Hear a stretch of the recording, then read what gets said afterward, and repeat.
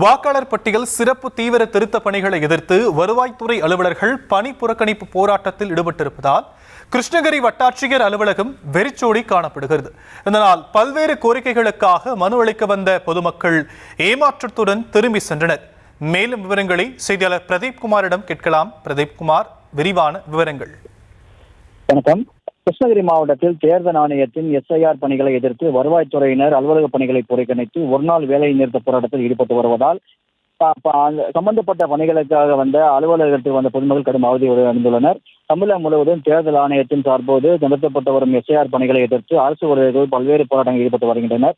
இந்த நிலையில் கிருஷ்ணகிரி வட்டாட்சியர் அலுவலகத்தில் வருவாய்த்துறை சார்பில் SIR பணிகளுக்கு எதிராக பணிகளை நிறுத்த கோரி வலியுறுத்தி இன்று ஒரு நாள் அலுவலக பணிகளை புறக்கணித்து வேலைநிறுத்தம் போராட்டத்தில் ஈடுபட்டு வருகின்றனர்.